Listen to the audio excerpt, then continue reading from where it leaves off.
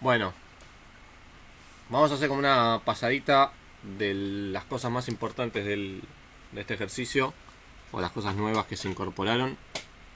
Entonces, primero, como siempre, así si alguien dice más o menos cuál es la idea del problema.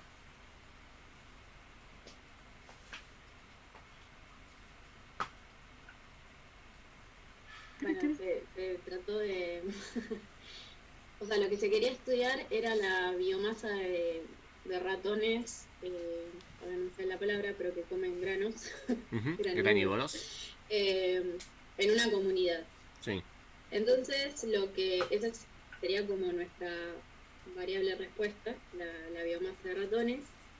Y como variables explicatorias se propusieron la producción de semillas en los ambientes, que se sacaron de 16 ambientes diferentes, la abundancia de predadores en esas comunidades, las precipitaciones medias anuales, era una zona desértica igual, por eso era un factor limitante la precipitación, sí, y la cobertura de vegetación.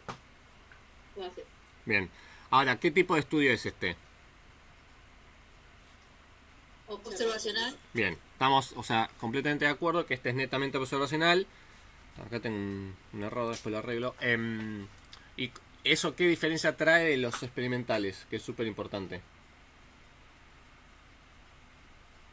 Las conclusiones, o sea que no vamos a poder establecer una causa y consecuencia. Bueno, eso sí es importante, sí, efectivamente, las conclusiones, o sea, hasta dónde podemos nosotros concluir. Y después lo otro, en el procedimiento, que es lo que se incorporó acá sobre todo, el tema este de poder hacer selección de modelos descartando interacciones, términos y demás, lo podemos hacer porque es observacional. En los experimentales, si tenemos la interacción metida, la tenemos que dejar, ¿sí? Acuérdense porque es algo bueno, importante del que cambia entre los dos enfoques. Entonces, básicamente la idea del... Sí, Y también si fuese experimental vos, es como que descartarías la posibilidad de que haya colinealidad entre las variables explicatorias, o sí, puede haber también. sí, o sea, lo de la colinealidad se agrega o aparece ahora meramente porque son las predictoras son quanti, ¿sí? O sea, es un efecto de las cuantitativas. Y eso tiene que ver con, si bien una teórica, lo que explicaba Adriana, todo el tema de, o sea, los esquemas de los conjuntos, cómo se superponen, me parece súper claro eh, de qué tanta información se solapa. Cuando es experimental, uno al menos supone que el diseño experimental que hace, conociendo el sistema, no va a poner dos variables que sean que puedan ser colineales, porque uno lo está diseñando. Digamos. Entonces, en este caso es mucho más común en estas, por ejemplo, todos los que son variables ambientales, precipitación o temperatura mínima del cuarto no sé cuánto, temperatura mínima de ayer, máxima no sé cuánto, bueno, lo más probable es que estén relacionadas muchas de esas. Entonces eso es típico que pase. ¿Sí?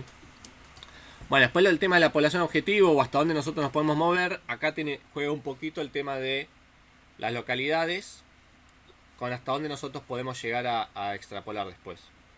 Eh, o sea, si bien no nos detuvimos mucho acá, creo que ya en el próximo TP vamos a tratar un poco más esto. Bueno, el tema de que estamos mostrando distintos ambientes nos ayuda a nosotros poder quizás extrapolar a una zona un poco más amplia. Después tenían, bueno, el tema acá sí es súper importante cuando hacemos la descriptiva, ¿sí? Ver cómo se comporta el panorama en general. Entonces tenían este tipo de cosas, ¿sí? El grafiquito este. ¿Y qué es lo que veían así como importante? ¿Qué es lo importante, digamos, que se nota en todo el ejercicio? Los R son horribles. Los R son feos, bueno. Se ponen un poco estrictos ahí, pero considerando que es observacional y que es de una escala amplia, me parece que podemos ser un poco más benévolos con esa parte. O sea, Y que estuvieran tocados los datos, ¿no? ¿Por qué están tocados? Y no sé, parece que lo hubiesen pensado para esta materia. No, de hecho, si se fijan, el enunciado está sacado acá. Ah, era de un presupuesto. El Crowley, no sé si lo conocen, pero Crowley es el autor del famoso libro The R Book. O sea, el libro de R es de este señor. Si ustedes quieren aprender Pero los R pudo de haber cero... tocado él. ¿Cómo? Los pudo haber tocado él. Los puede haber tocado él, no nos enteraríamos, puede ser, pero está ahí digamos, en esos libros. Sí, no digo que no hayan sido tocados, pero quisiera creer que nosotros no fuimos. Yo al menos seguro que no, eso seguro, garantizo. Bueno, entonces, ratones, la variedad de respuesta, ¿estamos de acuerdo? Entonces, si miramos así, lo mismo que mirar así, acuérdense. Y después, en estos sectores, tenemos todas las cosas entre media de las predictoras, ¿sí? Cómo se comportan entre ellas. Y acá donde cuando tenemos las cuantitativas, tenemos el efecto este de la colinealidad, que básicamente, si alguien no lo entiende, pero es el efecto que genera de que cuando una variable predictora se mueve en algún sentido, hay otra que está asociada y se mueve en el mismo sentido. Entonces, de alguna manera te estaría brindando información, en el mismo sentido o contrario, no importa. Que se mueve de alguna manera relacionada. Entonces puede ser que esas dos variables te estén explicando, te estén generando información superpuesta. Y acá, si ustedes miran en general, ¿qué es lo que pueden decir de este gráfico? Teniendo esas cosas en mente. Con respecto a colinealidad. Por ejemplo, en lo que quieran decir, digamos, yo miro este gráfico y puedo decir, al menos a mí se me ocurren dos cosas o tres cosas medianamente importantes de toda la base de datos. O sea, primero es que los ratones parecen tener bastante correlación con la lluvia. Exacto, y perfecto. un poco menos con la semilla. Sí, perfecto. O sí, pero con más dispersión. Y la lluvia, y después con respecto a las explicatorias, Sí. predictoras, ves que la lluvia y la semilla parecen estar correlacionadas. Perfecto. Y, digamos, por contraposición, las otras parecen no estar tan relacionadas. Como que esa es la tercera cosa, pero venía de la mano de esta. Así que eso es como que, de nuevo, la escritura nos da un poco de idea de cómo se pueden comportar y por dónde pueden venir los problemas que tendríamos que estar atajando. Entonces, bueno, la misma información que tenemos acá la tenemos cuando hacemos los índices de correlación. Obviamente las diagonales tenemos unos porque ellas consigo mismo y son simétricas estas. O sea, el triángulo superior e inferior va a dar la misma información. Y lo que decíamos por ahí, lluvia y semillas, por ejemplo, tenemos 0,77. ¿Sí? Que estas son las que nos preocupan un poco para ver el tema este de la colinealidad. Entonces después, bueno, tienen un montón de maneras de verlos, de distintos grafiquitos, con colorcitos, de esta manera, no me voy a detener con eso, ¿sí? Un montón de maneras diferentes, ¿sí? Y después veníamos ya empezamos a ajustar los modelos. Entonces, cuando tenemos así algo que es observacional, empezamos con bien formalmente lo que es la selección de modelos. La selección de modelos tenemos típicamente dos enfoques. Uno que es empezar de un modelo súper complejo, o el más complejo que podamos pensar al menos, o que nos interese, y hacer lo que es la selección para atrás, ¿sí? Que es empezar a descartar descartar parámetros o interacciones, términos, gracias Ale, o al revés, la que es para adelante, que es partiendo de un modelo nulo, que el modelo nulo es nada, siendo con el 1, empezar a agregar. Hay un montón de maneras y técnicas para hacer esto, porque uno puede agregar o sacar con reposición y empezar a jugar un montón. O sea, se puede hacer súper complejo esto. Esta es como una versión simplificada en que cosa que sale no vuelve a entrar nunca. Entonces, el primer modelo que les habíamos planteado era el aditivo completo.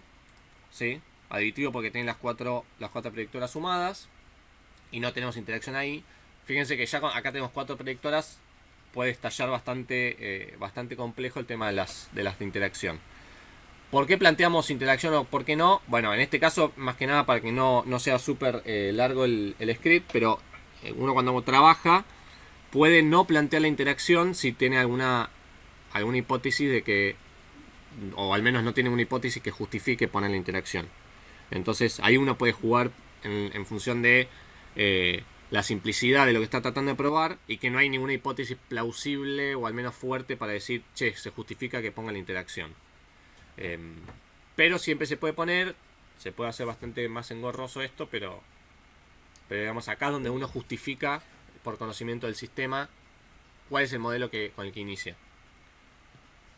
Una consulta, si Sí. nosotros quisiéramos poner interacción pero solo entre dos, Sí. tendríamos que poner lluvia, asterisco, predadores, por ejemplo, más cobertura, más semillas. Sí. ¿Cómo se escribe? Así, Digamos. con asterisco creo que funciona entre esas dos. Y si no, para poner solamente la interacción, ponen los 2 puntos. ¿Se acuerdan que yo le dije la clase pasada que el 2 puntos Ah, es justamente eso? Pueden poner, si quieren hacer, por ejemplo, en esta, que si quieren hacer una triple, pueden hacer con, creo que con asterisco funciona, pero si no con los 2 puntos entre las 3 también. O sea, ponen, no sé, si quisiesen hacer lluvia, predadores y cobertura, hacen lluvia, 2 puntos predadores, 2 puntos cobertura. Y ahí tienen que sumar las parciales también. O sea, más lluvia, más predadores, más cobertura, más semillas. Por claro, eso como creo, todo. creo que con el asterisco debiera de funcionar igual. Bien, y después entramos en la parte del BIF, que es una parte de los supuestos que tenemos que mirar sí o sí. ¿Y qué es el BIF? ¿Quién puede explicar así sucintamente? Ve si hay colinealidad con el BIF. Bueno, Si las variables tienen una combinación, son una combinación lineal una de la otra. todo el mundo sabe lo que es combinación lineal. ¿Alguien no sabe lo que es una combinación lineal? Que una variable se vea afectada por la otra. Afectada, bueno. Combinación lineal, tenés que pensar a nivel de cálculo. ¿Sí? 2 vectores son combinación lineal. Si puedo transformar uno del otro haciendo alguna clase de algoritmo, multiplicar o alguna operación sencilla. ¿Sí? O sea, si yo tengo, por ejemplo, en realidad 3 necesito ponerle. Tengo 2 vectores y tengo un tercero. Si por combinación entre estos dos lineal, puedo generar ese nuevo vector. BIF, ¿qué significa? La inflación de la varianza. Factor de inflación. Factor de inflación de la varianza, exactamente. ¿Cómo se calcula el BIF? No quiero la formulita, el procedimiento me interesa que les quede. Se agarra cada predictora una con otra y se ve el coeficiente de correlación. ¿Una con La otra? correlación que hay entre esas dos predictoras. ¿Entre dos predictoras es nada más? O sea, una con todas. Ah, Y, por eso, y después agarran. con eso, Sí, claro. sí. No, ya está. Ah, Lo que tuve. o sea, es eso, agarro cada predictora y la paso como si fuese mi variable respuesta. Y hago lo mismo que estoy haciendo ahora, regresión con el resto de las predictoras que me quedan, pero como si fuese con esta nueva, que ahora es la variable, la respuesta, perdón, hago una regresión. Si tengo muchas predictoras, va a ser una regresión múltiple. ¿Está bien? Entonces de ahí calculo el R y después está ahí metido en la formulita, como era ahí dividiendo 1 menos R cuadrado y no sé qué. Entonces de ahí sale. ¿Cuál es el valor mínimo que puede tomar? 1. ¿Sí? Y después de ahí puede subir un montón. ¿Está bien? Porque es 1 menos algo. Entonces si ese R cuadrado es 0, entonces me quedaba la unidad. Y si empiezo a restar a ese 1, como está dividiendo, empiezo a subir un montón. Y el valor que tomamos como criterio para decir que es un problema o no, Mayor a 5. 5 o más, exactamente. Entonces, que sea menor a 5 significa que no lo vamos a considerar de sacar o tratar de alguna manera, pero no significa que no genere alguna asociación. O sea, acá claramente, que es lo que se veía, lluvias y semillas están relacionadas de alguna manera. ¿Está bien? Entonces ya, si conceptualmente entienden eso, vamos bien. Después, bueno, teníamos el tema de ver los supuestos y demás, pero esto ya estamos cancheros. Acá surgió alguna pregunta respecto del summary del primer modelo. ¿Sí? ¿Qué es el intercept acá? ¿Qué hay acá? Zeta 0, ¿Y qué es? ¿Qué representa? la ordenada al origen. Sí, y biológicamente. Es como el promedio de la biomasa de ratones. ¿Cuándo? No representa nada. Porque no medí, o sea, porque Sería un O sea, ¿qué Bueno, situación? podría donde representar. donde no llueve, no hay semillas, no hay predadores. Claro, sí, o sea, no es relevante. Sí, o sea, quizás me expresé mal. No es relevante biológicamente, pero en el contexto del problema sería el escenario ese de el promedio de abundancia cuando todas las otras son 0. O sea, volver a eso, que digamos que no modifican nada lo que veníamos viendo de lo que es intercept con la quanti en 0. biológicamente no tiene sentido, es como dice Tomás, estamos de acuerdo. Bien, y después venía el tema este del drop 1, ¿sí? Yo les agregué en este, que no está en el script, pero ustedes le pueden poner un parámetro más, que es un test, pueden poner test f o test chi cuadrado, es simplemente les va a mostrar una columna más con un valor de p, por si les genera alguna duda de qué considerar con el AIC. Ahora vamos igual a explicar un poquito esto del drop 1. Entonces, si yo hago drop 1 de mi modelo 1, me genera esto, ¿no? ¿Y cómo se lee esto? ¿Qué hace esto? El drop 1. Saca ese parámetro, esa variable, perdón. O sea, en el NaN no está sacando nada. ¿El NaN qué modelo es? Este. El original, claro. Bien. Y acá... En lluvia, está sacando lluvia. Sí. Y está calculando las cosas que calcula. Claro, o sea, hace como un refit del modelo, pero sin ese parámetro, ¿sí? Sin ese término.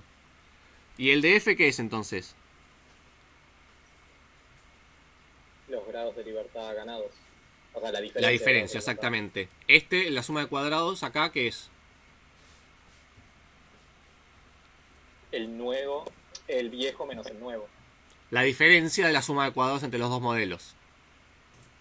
Entonces esto es súper importante, ¿por qué? Porque me está diciendo la diferencia, si así es positiva, ¿qué me está diciendo? Que me aumenta la suma de cuadrados, que me queda sin explicar. Porque ¿dónde lo veo? El RCS, ¿qué era?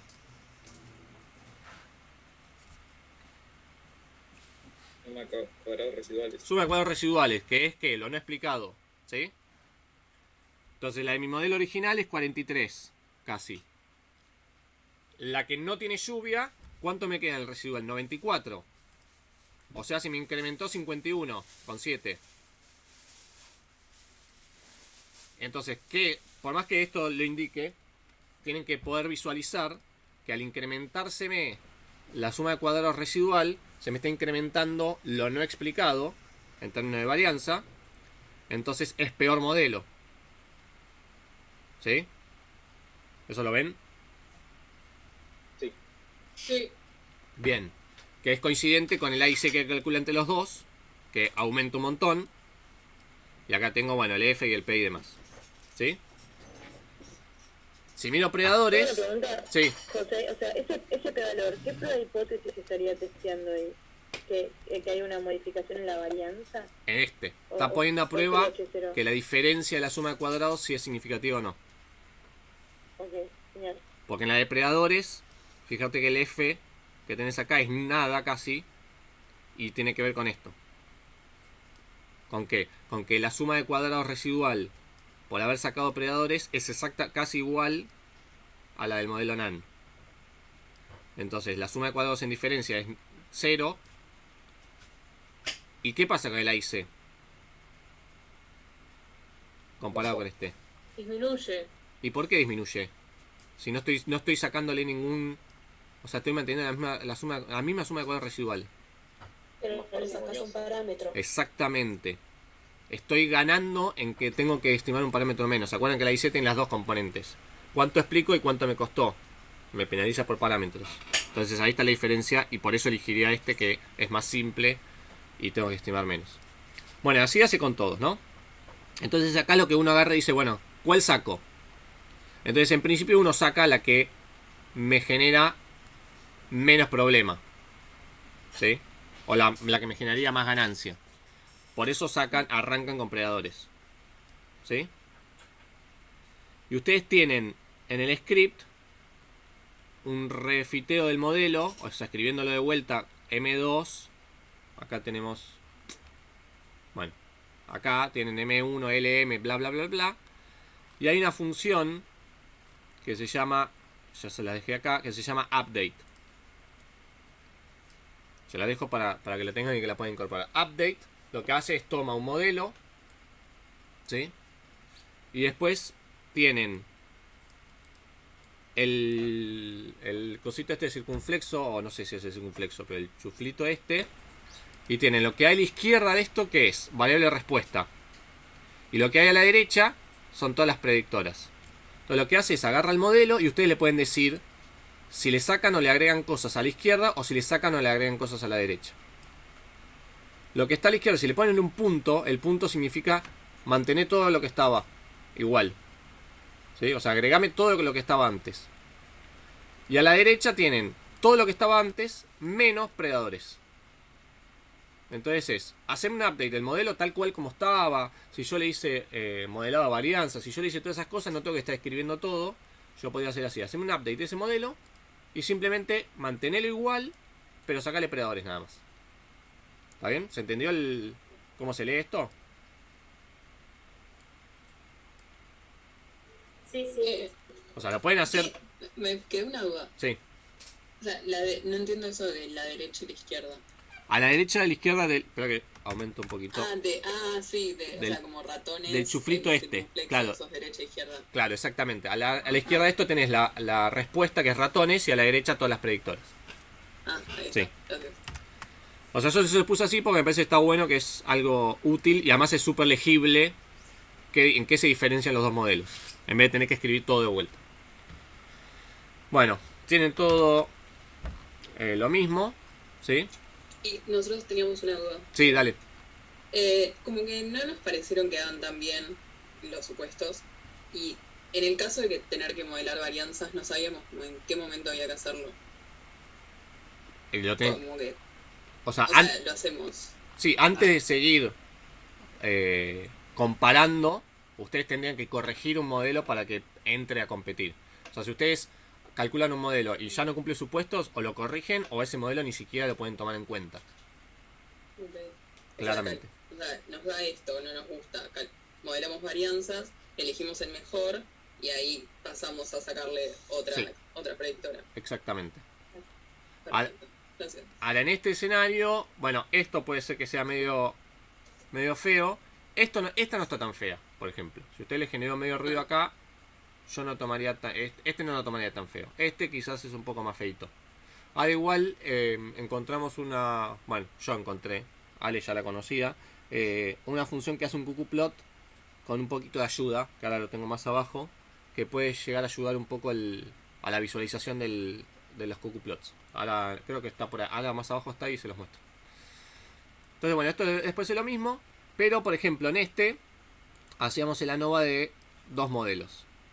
Este lo hicimos en la clase pasada también, así que podemos pasar rápido, pero en esencia se lee muy parecido al drop 1, ¿sí?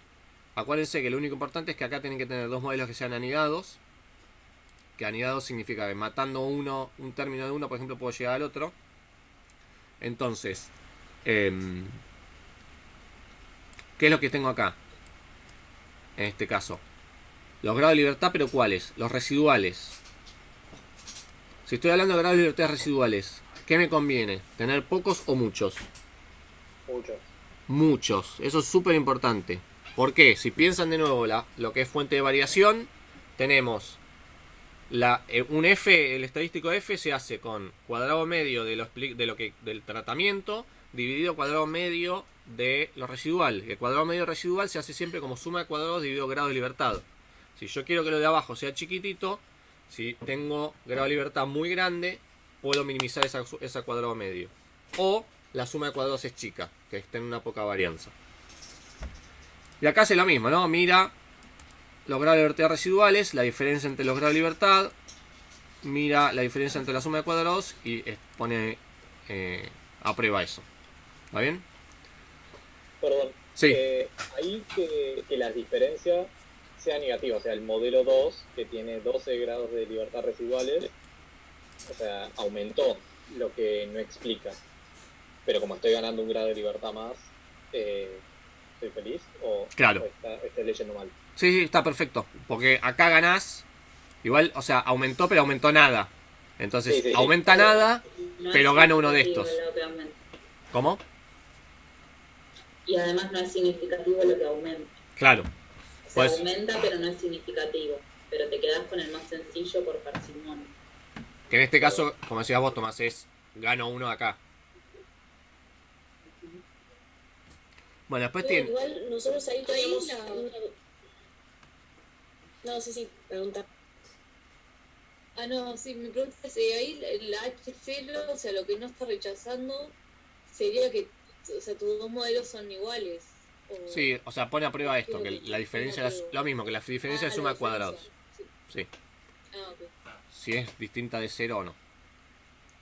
Bueno, Sería lo mismo que, perdón, pero sí, sí, sería lo mismo que decir RSS del modelo 1 igual a RSS del modelo 2. claro, Ponía prueba, exactamente. ese es tu HC. Sí. Después, bueno, sigue el mismo escenario de los drop, ¿sí? Fíjense que acá le puse lo mismo, update, pero ahora con modelo 2. Le saqué cobertura, entonces toma el 2 y sigo construyendo. Acá no graficó ni siquiera la línea. Pues no se la puse, ok. Y este es el grafiquito que les quería mostrar. Este grafiquito se hace con esta, es de la librería CAR también, pero es QQplot con P mayúscula. Y lo que me pareció que estaba piola es que genera además estas bandas, no sé exactamente todavía cómo las genera, pero son como unas bandas que me permiten a mí visualizar lo que uno estaría esperando que esté dentro o fuera. Entonces esto ayuda un montón, digamos, ya fue chequeado con Adriana y nos dio el ok para incorporarlo. Así que después se los pongo en el resto, que está bueno ¿Con porque... cuál modelo hicieron ese plot? Este creo que está con el 3. Sí, con el 3. Igual después se los agrego en los otros si quieren. Pero es de la librería CAR, QQplot, pero con P mayúscula, y les permite eso. Y además le da a los extremos el número de residual de los extremos. O sea, qué posición ocupa de todos. Entonces está bueno porque permite ver... ¿Cómo? Sí. Perdón. Dale, Tomás. No, o sea, en este caso no nos importa si esos errores son los estandarizados o no. O sea, a efectos del gráfico va a ser lo mismo. Claro. Sí. Igual este está haciendo... Supuestamente agarra los que son los que calculamos acá en los de Pearson. Estos. No sé si están los de Pearson acá. Me parece que son los crudos. Los crudos, puede ser. Esto después le pongo Pearson. Porque acá empieza... Cuando ustedes ponen residual son funciones que depende el objeto que le están mandando de... Si es LM o GLM o demás, calcula distintos. Si le ponen coma type Pearson, fuerza que sean de Pearson seguro. Eso después lo chequeo. ¿Es eso que dijiste de los números de los extremos que te indica qué? ¿Qué número de residual es? En la base de datos, como está ordenado, vos ya sabés este residual en qué posición ocupa en la base de datos.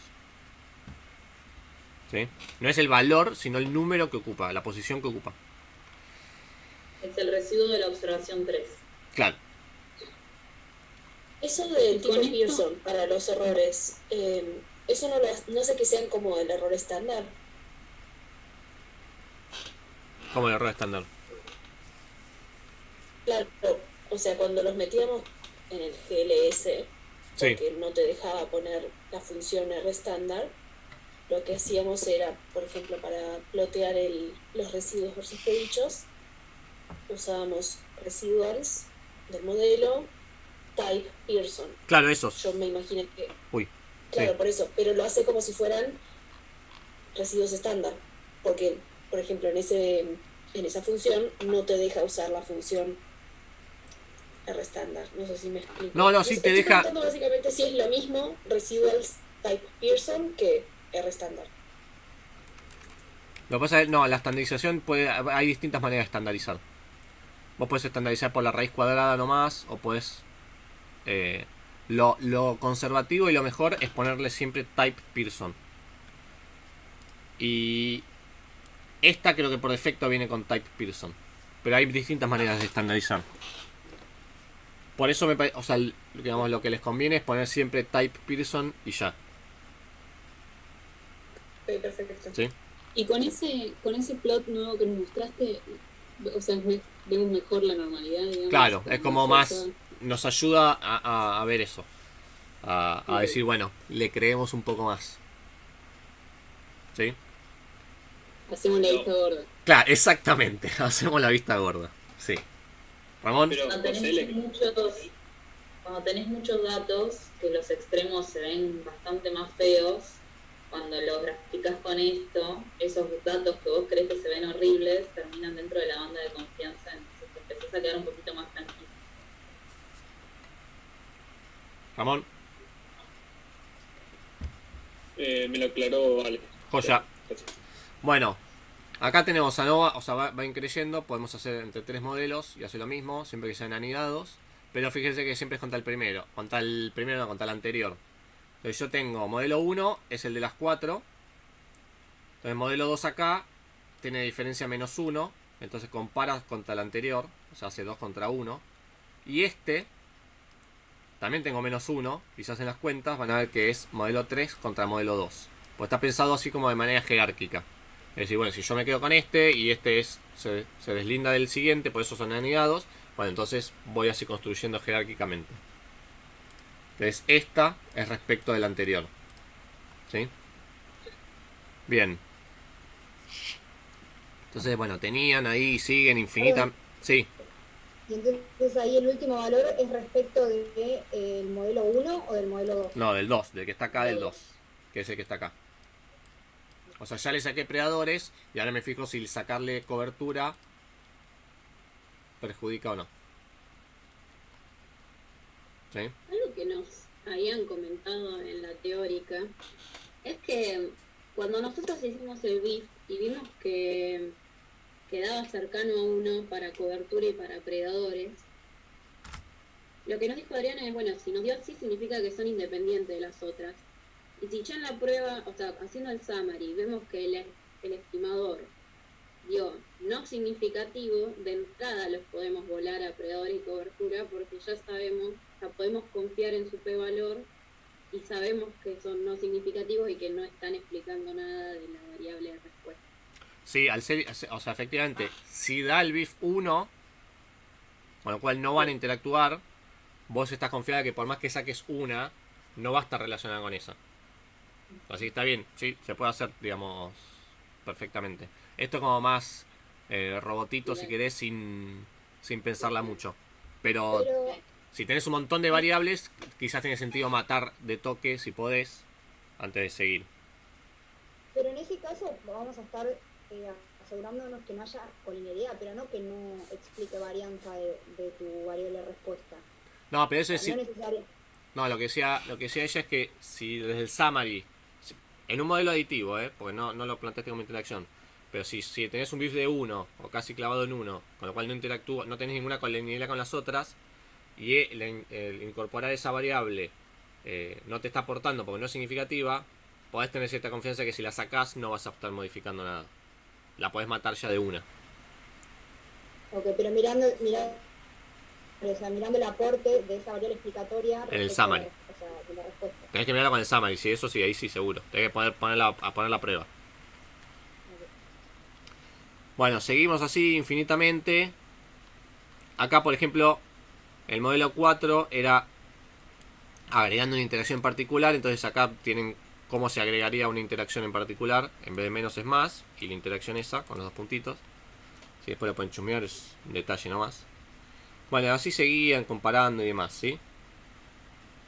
Bueno, y acá, este caso sí pasaba. Por ejemplo, el modelo 4, cuando le hacían el BIF, les clavaba un BIF pero un montón.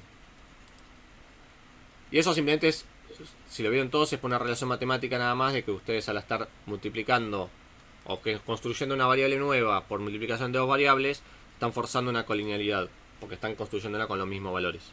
¿Eso lo vieron? Sí. Ahora, claramente esto, ¿cómo lidiamos con esto? Cuando es una colinealidad generada por... Claro. Centrando. Este tipo de colinealidad, centrándola, vuela. Y de hecho, creo que estaba más abajo cuando hicieron el centrado, la del centrado, volvían a cosas parecidas a lo primero, que es relaciones que son intrínsecas de las variables, que no las podemos sacar con el centrado. Entonces el centrado te libera un poco de estas cosas espurias, pero no te va a liberar de la relación que pueden llegar a tener naturalmente las dos variables. ¿Sí? Bueno, entonces seguían probando todo lo que querían, ¿sí?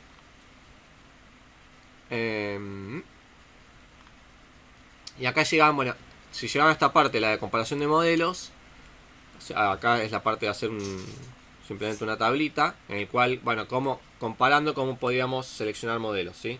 Entonces acá es donde tenían un montón de opciones para seleccionar los modelos, ¿sí? En principio, uno desearía que todas las distintas maneras sean equivalentes, ¿sí? O sea, que nos den la misma información y que no tengamos información cruzada. Y acá tenemos los 4 modelos, cuadrado medio del error. Este recuadrado, que el R cuadrado, acuérdense, si estamos comparando no lo tendríamos que usar, ¿sí? El ajustado y el AIC. En todos claramente nos indica que el 3 es el que queremos, ¿no? ¿Estamos de acuerdo con eso? Porque queremos que el cuadrado medio del error sea el más chiquitito, el R ajustado el más alto y el AIC el más bajo también, ¿sí? Esa era una manera que hasta ahí, digamos, más o menos venimos con lo que teníamos en herramientas. Ahora, la clase pasada yo les dije, bueno, tienen esta parte de la validación cruzada y demás, y bueno, más o menos. Y acá estaba un poquito más desarrollada. Entonces, validación cruzada, sí. Sí, una pregunta de el AIC de arriba es, en realidad. Cuando nosotros hacíamos los drop, los AIC nos daban alrededor de 20 y algo. Sí. ¿Por qué no es el mismo AIC? ¿Por qué son AIC diferentes? Esta función AIC no lo calcula igual que el... eso está buena la pregunta. No calcula igual que el drop. Lo importante de los AIC no son los valores absolutos. Jamás. Uno puede tener un valor de AIC de 200 millones y otro de 2 en dos escenarios distintos. El AIC solamente tiene sentido en un contexto de comparación entre modelos, ¿sí? A mí que me digas, este modelo que tiene estas variables me dio una AIC de 2 y este otro modelo que tiene otras variables me dio de tanto, si no los puedo comparar no tiene ningún tipo de sentido. Y los puedo comparar si son modelos relacionados, ¿sí? Misma cantidad de observaciones y demás, tienen ahí esas particularidades. Entonces, si bien son valores diferentes, solamente los puedo tener en cuenta cuando estoy comparando modelos, ¿sí? O sea, modelos que puedo estar poniendo a competir. Eso es importante, ¿sí? Perfecto. Lo vimos con una de las chicas en un grupo. Que si haces la diferencia entre los AIC que te dan en el drop y la diferencia entre los AIC que fijan la función AIC, el delta es el mismo entre los modelos. Claro, eso sí, eso es importante, sí. O sea, lo importante es la diferencia de los AIC, nunca el valor del AIC absoluto. ¿Sí? Que bueno, tiene el mismo sentido de si estoy generando algún error en algún diseño experimental, bueno, yo quiero que de última se propaguen todos y que estén para todos los tratamientos, lo que sea. Siempre es esa misma idea, ¿no? Bueno, ¿y la validación cruzada qué era? ¿Qué hace validación cruzada?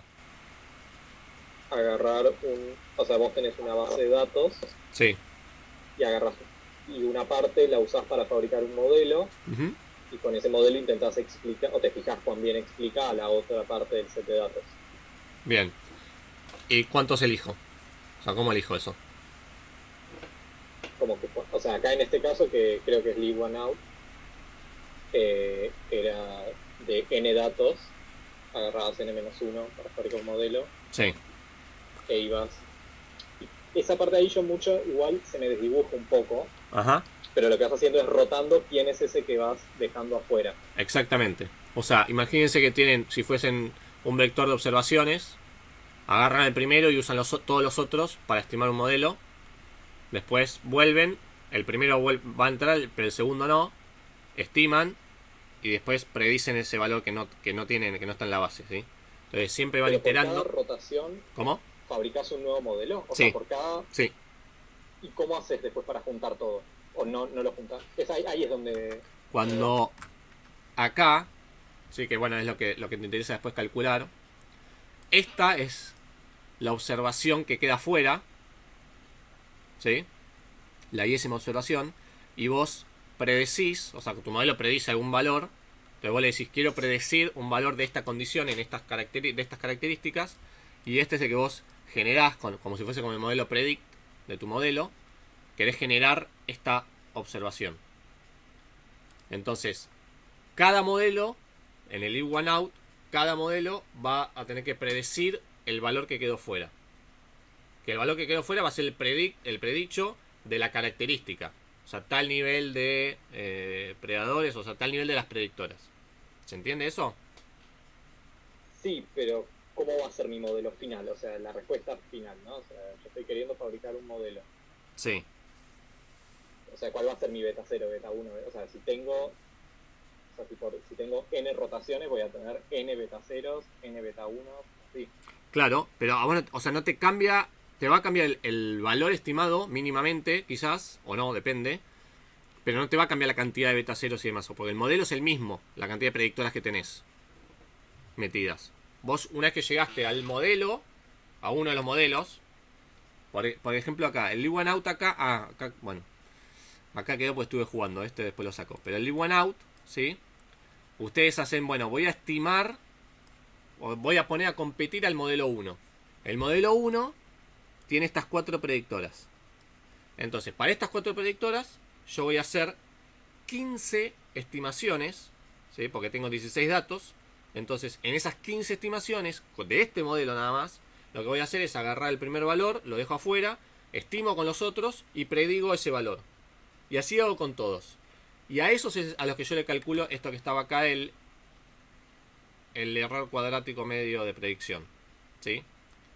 El otro modelo, el 2, hago lo mismo pero con el modelo 2. Por acá lo que me interesa es saber en cuánto le pifia en las predicciones. Una manera de estimar cuánto le pifió en las predicciones a lo largo de toda la base de datos. Este otro modelo es lluvia, cobertura y semillas. O sea, no tiene predadores. Entonces, parto con este modelo y hago lo mismo. Voy a hacer 15 estimaciones del valor que me quede afuera siempre. ¿Se entiende ahí? A ver si entendí. O sea, en realidad este sistema de validación cruzal lo usamos para decir cuál modelo, o sea, por ejemplo en este caso el que incluye a todas y a predadores es mejor o peor que el otro que no incluye a predadores. Exactamente. ¿Y no cómo? Es que yo fabrico un modelo. No, exactamente. Es lo mismo que calcular el R cuadrado ajustado, por ejemplo, usar ese o el IC. Nada más que acá lo que voy, el valor que me interesa es el del error cuadrático medio de predicción. Claro. ¿Sí? Ahí va. Entonces, esta es la variable de interés, en este caso, para poner a competir esos modelos y decir, che, ¿cuál me minimiza el error cuadrático medio de predicción entre todos esos modelos? Claro, perfecto. Ahora, el if one out es un caso específico, un caso particular de un método que se llama K-fold. K-fold es el K, es el valor que toma de cuántos datos uno incorpora en el modelo. Entonces el if one out es solo un 1 que computacionalmente es bastante exigente. Entonces esta base es chiquitita, pero si fuese algo muy grande complica bastante más. Entonces hay un juego también entre meter más, o sea, menos valores en el training set, lo que se llama, y después predecir más valores. Eso alivia computacionalmente, pero también hay un juego de sesgo y varianza. Eso después otro día quizá lo podemos hablar, de que yo quiero minimizar dos cosas. Si yo me voy para un lado, aumento un tipo de problema, y si me voy para el otro, aumento otro tipo de problema. Entonces no puedo mejorarlo óptimamente en un solo sentido. Por ahora déjenlo así. Por ejemplo, es el que yo le decía, en vez de tomar n-1, toma de a 5 valores. ¿Sí? No importa, esto después se los dejo comentado porque no es el que está en el que hicieron ustedes. Entonces hacen lo mismo para los 5. ¿Sí? Bueno, acá es como tenían... Claro, ven acá es donde no les queda igual a ustedes porque no hizo el método que ustedes hicieron, porque me tomó lo pisé. Pero ustedes siempre, si miraban el print de los modelos, tenían 15, 15, 15. Por eso los valores son distintos. Me quedó mal, perdón. Pues lo cambio. Entonces, acá lo que calculaban ustedes, creo que era al final, a los 5 prints. ¿Dónde está? Esperen. Me fui. Estaba uno de todos juntos, ¿o no? Sí, era juntar los datos. Sí. En la tablita. Sí. No lo puse, a ver. Lo que pasa es que no lo corrí acá. A ver. Si yo le corro todo. Esto es el script, sí. Si lo corro todo. Ratones no va a estar. Bueno. Bánquenme 2 segundos. No, ya sé cómo lo tengo que hacer. Bánquenme 2 segundos. Esto es barra documents, barra materias, barra biome2, barra 2020, TPs, TP4, nuevo. Tendría que estar ahí. Ratones TXT no se llama, obviamente. Perdón. Me lo comí. ¿Quieres que comparte la pantalla con los resultados? Lo tengo acá a mano. Bueno, si quieren, a ver. Esperen que dejo compartir. Estaría bien. El chat no lo estuve mirando. ¿Vos lo estuviste mirando, Ale? ¿O sea, alguna cosa? Sí, pero no hubo dudas. Hubo comentarios graciosos. Bien. Ahí vamos. Entonces, esta es la misma idea, ¿no? Error relativo es... O sea, todos se construyen con una parte de esto, ¿sí? El R cuadrado ya lo tenemos, como siempre. Esto es el residual mean square error. También ya sabemos lo que es. Los que se agregan nuevos serán estos dos, ¿no? El MAE y el error relativo, ¿sí? Que en todos estos el mismo... Bueno, salvo el R cuadrado que quiero que sea alto. El resto quería que sean los más bajitos, ¿sí? Minimizar errores de predicción. ¿Está bien? En todos indicaba que el 3 era el mejor. Pero si se fijan en la teórica... un segundo, pero... Espera que le saco a Luciana. Si miran en la teórica, acá la clase 6, esto es calcular el error cuadrático medio de predicción y acá el residual mean square error es la raíz cuadrada de ese error cuadrático medio de predicción, ¿sí? O sea, simplemente la raíz cuadrada de lo que vimos recién. Y el MAE, ¿sí? Es el minimum absolute error, ¿sí? Min. Lo único que hace es, en vez de que sea cuadrático, la otra manera de sacar diferencias que es sacando el absoluto. ¿Se acuerdan que yo le dije, por ejemplo, cuadrados medios? Yo resto dos cosas y le elevo al cuadrado porque no quiero que se me cancelen. Bueno, la otra manera es sacar el módulo y tomar el absoluto. O sea, son las mismas cosas. Por lo general, es mucho más frecuente encontrar esta técnica de elevar al cuadrado que el absoluto. Pero es en esencia lo mismo. Sí. Laura está preguntando si estiman lo mismo. Sí. Estiman exactamente lo mismo. La misma información está ahí.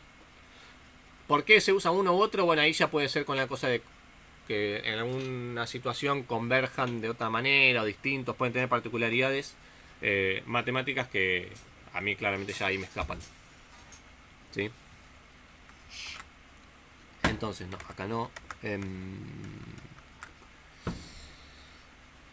Bien. Después teníamos, bueno, el tema de interpretación de los resultados. Bueno, acá hay cosas que no están porque no salen en el... Estos los scatter, los 3 de estos en el Markdown no salen. Después tenían la parte de graficar los modelos, ¿sí? El tema de graficar con cuantitativas es bastante más complicado porque si no podemos graficar en 2D. Entonces, o grafican esas cosas que le mostraba Adriana, que son superficies, que son un poco más complejas de visualizar, o lo que hacen es fijan algunos de los valores de alguna de las predictoras en valores que les interesen y se fijan cómo se comporta en la otra, ¿sí? Eso es algo que, digamos, que se suele hacer. Entonces ven que tienen distintos valores acá. Después tenemos la parte de la validación, que es lo mismo de siempre, es de los predichos contra los observados del modelo. Eso vale siempre lo mismo. Yo estoy esperando que sea un modelo lineal, entonces yo espero que los predichos de mi modelo se comporten de manera lineal para explicarme los datos que yo observo, ¿sí? Le puedo calcular la correlación. Y se agregaba una cosa nueva que está acá, que son los residuos parciales. Que para mí tendría que haber estado antes en el script, pero bueno, lo vamos a ver ahora. ¿Quién sabe lo que son los residuos parciales? O lo puede mencionar.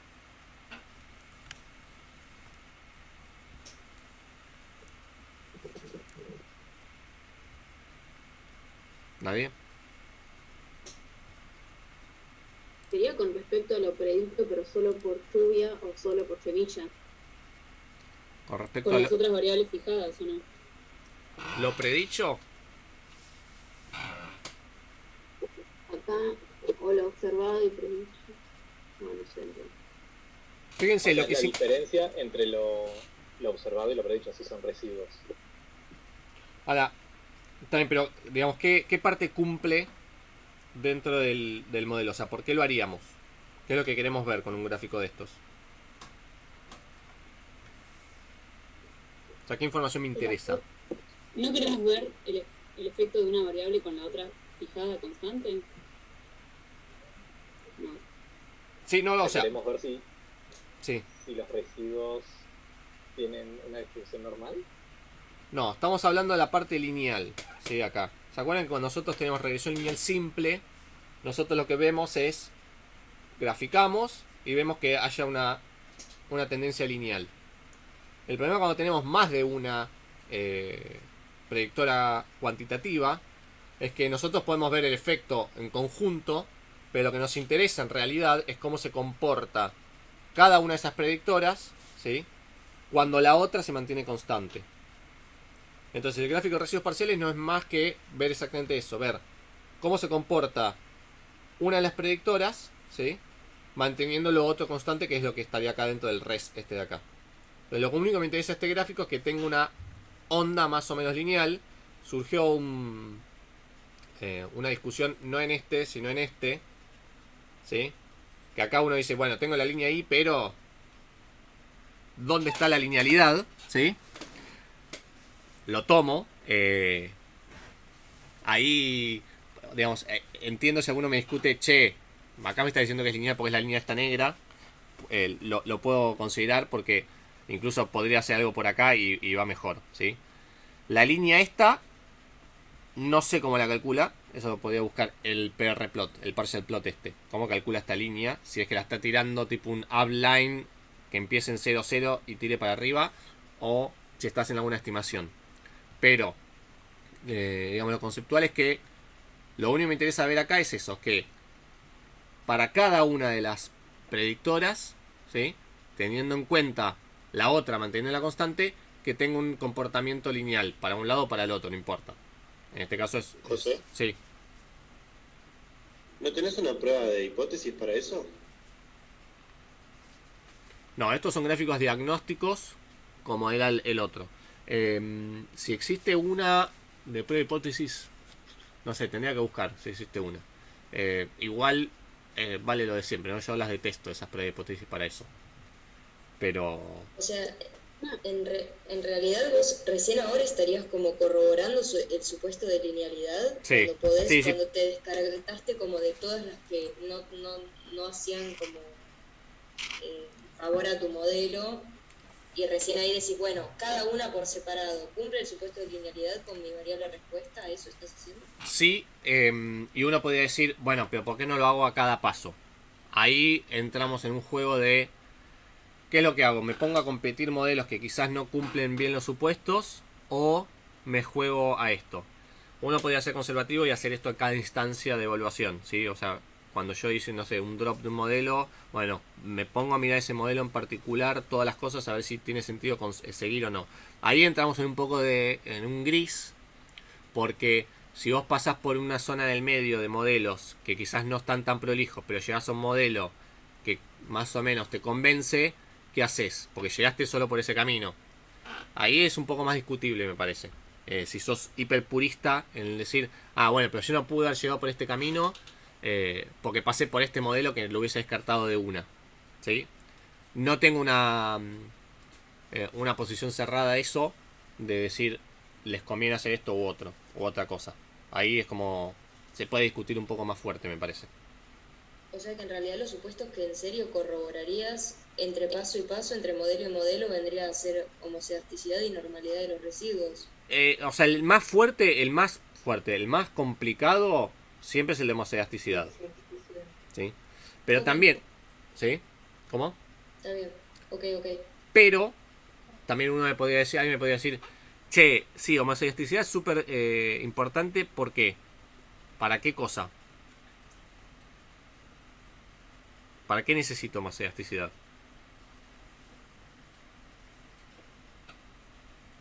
Esta sí la saben, ¿eh? Para poder hacer inferencia después. Claro.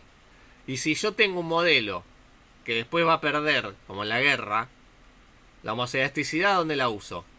Ahí estamos de nuevo en un... construir el intervalo de confianza. Claro, pero si después no lo voy a usar porque va a perder y voy a seguir en otro modelo, y ahí me puede decir, bueno, quizás me fumo un poco de heteroelasticidad, ¿sí?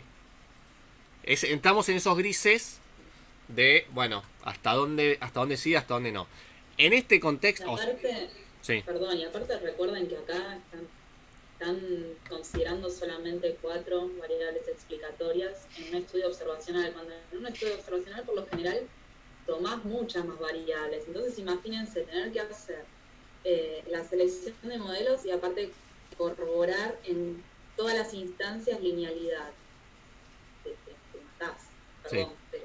Pero es como un trade-off entre, bueno, cuánto me pongo a hacer cada pasito. Después están todas las herramientas que te lo hacen más automáticamente, pero una cosa así tan manual, tan a la vieja escuela, como que más...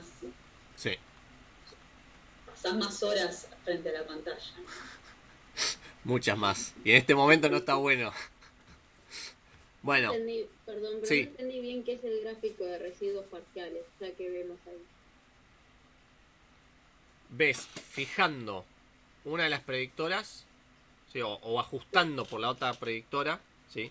Cómo se comporta tu predictora en términos de la linealidad. No es con la variable respuesta, sino con la propuesta de tu variable respuesta, ¿sí? Entonces acá lo que tenés es el beta por semillas, más acá dentro de res estaría la contemplación de la otra variable ajustada, ¿sí? Ahora lo que te interesa es que a lo largo de cómo se mueva esta variable, yo tenga una relación medianamente lineal, para arriba o para abajo. O sea, depende del sentido de la relación. Y después lo último, por la hora, digamos, ya casi terminamos, tenemos la parte de los coeficientes estandarizados, ¿sí? Lo único que hace esto es simplemente devuelve los coeficientes divididos, creo que era por el desvío estándar, y lo que hace es le saca la escala, entonces te deja como el efecto puro de cada uno de esos coeficientes, y acá donde uno sí podría llegar a comparar la magnitud de efecto que tiene lluvia y que tiene respecto de semillas, por ejemplo, ¿sí? Cuando uno estandariza y saca es lo que pasa siempre, ¿no? Uno estandariza, le saca la escala, entonces puedes ver proporcionalmente cuánto aporta más o el efecto que tiene una variable por sobre la otra. Entonces en este caso la lluvia como que tiene un poquito más del doble del efecto que puede tener semillas. Esto sí te puede servir para comparar o para cuando uno escribe dice, sí, la lluvia es mucho más importante para predecir la abundancia de ratones que las semillas, o el doble o más del doble, ¿sí? O sea, es un detalle nomás. Después, bueno, tenían la Mumin, que esta es la que yo más odio de todo el universo, porque es la librería que hace todo automático. Entonces les hace todo con el dredge les hace todo un ranqueo, los pone a competir a todos los modelos, ¿sí? Y ustedes se pueden quedar con los primeros. Después la próxima podemos hablar un poquito del weight, por la hora, el peso que le da a cada uno. Pero esto es un ranqueo de todas los distintos modelos habidos y por haber. Acá incluye las interacciones y demás, por eso tenemos muchos más, ¿sí? Y uno podría agarrar y decir, bueno, le hago un Mumin y me quedo con el primero, con los dos primeros modelos y ya. El tema es que por ejemplo, no ve la parte de los supuestos, ¿sí? La de Mumin, o sea, supone que está poniendo modelos plausibles a competir. Pero a mí no me copa mucho. Bueno, está ¿No claro. podrías chequear los supuestos a posteriori? Sí, los podías. Agarrás, poner los primeros 3 modelos. Sí, los podías hacer a posteriori. El tema, acá lo que está bueno es el tema del weight, que es como que te rankea un poco por este otro parámetro que nosotros hasta ahora todavía no lo usamos. Y podías investigar, como podías una primera preselección de hasta dónde, por dónde me oriento. Eso lo podrían usar, sí. No para quedarse solo con esto, eso seguro. Después habría que agarrar y mirar esos en particular. Pero acá están los que están... Sí. ¿Dónde lees el modelo ahí? Como que no encontraba cuál es el modelo que... Y acá tienen O sea, el de arriba- intercept. O sea, el modelo es este, el que vos partís, el global. Y después va matando términos. ¿Sí? Entonces tenés lluvia acá, por ejemplo, pero cobertura no tenés predadores. Entonces tenés semillas y tenés lluvia. Y tenés intercept. Que este es el modelo 3 nuestro. Claro. Lo que es en blanco, lo que no tengo. Y el de interacción es un disparo en la cabeza mal. Porque es gigante. Fíjense, ven que están todas las dobles. ¿Sí? Entonces, bueno, este es mucho más complicado de ver. El que es con interacción con tantas cosas. Pero digo, es lo mismo, nada más que partiendo con lluvia, predador, semilla, con interacción. Pero no es buenísimo ese si vos tenés muchas variables, lo planteás el Moomin con interacción y después agarrás, qué sé yo, los primeros 5 y con eso haces sí todas las pruebas. Y, o sea, el No, problema de eso ¿por qué para... lo odio? Yo lo odio porque uno puede agarrar y decir, imagínense, tengo datos de, no sé, estaciones meteorológicas, ¿sí? Que les calculan eso, les devuelven temperatura mínima del último mes, temperatura mínima de los últimos 15 días, temperatura mínima de la última semana y no sé qué. Y al menos a mí, pero es totalmente personal, me gusta más que uno agarre y se involucre y diga, ah, no, yo por el modelo que tengo, por el sistema que estoy analizando, tiene más sentido poner estas pocas variables. Hacer una primera preselección y después quizás sí usarlo, pero no tirar así al tuntún todo y ver qué sale. Es como que, de nuevo, uno se involucra más en lo que está tratando de ver y lo puede justificar, por qué incluye cada una de las variables. ¿Sí? Pero es más que nada por eso. Y también nada, si algo de todo esto llega a fallar, uno sabe por dónde puede estar fallando. ¿Sí? Pero pueden agarrar y decir, vale, no me importa, meto todo, listo, va. O sea, yo no critico. Me estoy sintiendo, me faltó algo que no me acuerdo qué. Una única cosa, fíjense que ahí en un momento se pide el confín de M3. Ah. ¿Para qué le sirve ese confín? ¿Dónde está? Acá. Para poder hacer predicciones sobre la población. Claro, para dar una especie de conclusión de cuál es el efecto de cada uno de esos factores que al final terminaron seleccionando. O sea, hicimos todo esto para básicamente saber qué es lo que afecta a la biomasa de los ratones granívoros de los desiertos, ¿no? Entonces, al fin y al cabo, las conclusiones las pueden hacer interpretando los intervalos de confianza de esos parámetros beta, de esos estimadores de los parámetros beta que salen del modelo 3. Entonces, cuando ustedes concluyen, dicen. ¿Qué dicen? O sea, por ejemplo, el coeficiente de la lluvia, ¿qué era? ¿Cómo se interpretaba? El efecto que tiene la lluvia en la biomasa de los ratones. ¿El efecto que tiene la lluvia? ¿O el efecto que tiene Las precipitaciones. el incremento Unitario. sobre la respuesta? Entonces, acá lo que pueden decir es el efecto que van a tener por incremento unitario, o sea, las unidades, ahí se fijan que unidades tienen lluvia, va a estar, el efecto sobre la biomasa va a estar entre esto y esto. ¿Sí? Cuando se considere que no varía las semillas. O... Para un valor constante de semillas y dentro del rango Sí. que Esas dos están cosas. analizando, ¿no? Exactamente. Fíjense el rango que tiene semillas, el rango que tiene lluvia. Exactamente. O sea, como dice Ale, es manteniendo las otras variables constantes, ahora porque tenemos solo semillas, el efecto que va a tener lluvia sobre la abundancia, o sea, un incremento unitario de lluvia sobre la abundancia de los ratones va a estar entre esto y lo otro. Típicamente en los exámenes y todo siempre ponen manteniendo el resto de las variables constantes, ¿sí? Podrían ir un poquito más allá y decir manteniendo tal y tal constantes. Ahora, si tienen, por ejemplo, quali y quanti mezcladitas, no basta con decir mantener las otras constantes, porque las quali son una categoría en particular, ¿sí? No se lo podemos discutir más para la parte del repaso y eso en función de, o sea, de vistas al parcial, de a qué le tienen que dar bolilla un poquito más, ¿sí? Perdón, pero cuando se trata de un estudio observacional, ¿no es que no podemos hablar de efecto de o algo así? ¿O estoy mal yo? Sí, o sea, vos no podés decir la lluvia hace eso, ¿sí? Genera eso, ¿sabes verdad lo que dice Sofía? Sí. Puedes decir que está asociado, un incremento de tanto de lluvia está asociado con un incremento en la abundancia de los ratones. O correlaciona con, nunca le vas a poder encontrar la causalidad, ¿sí? Pero la estimación, la interpretación del coeficiente de un intervalo de confianza, ¿sí? Por más que el sentido de las palabras uno le puede dar causalidad o no, es ese, es el mismo, ¿se entiende? Esperen que voy a sacar Claro, esto porque... igual, Sí, o sea, tu modelo predice eso. O sea, tu modelo dice por incremento unitario, o sea, todo eso que venimos diciendo. sí, O sea, después, como nosotros decimos, bueno, bárbaro, es causal o es casualidad o lo que sea en base a cómo era diseñado, pero tu sí. modelo... Sí, eso a la matemática no le importa, exactamente. Totalmente. Sí. Bueno, a ver. Una pregunta, nada que ver. Sí, espera Pero- que dejo de grabar acá.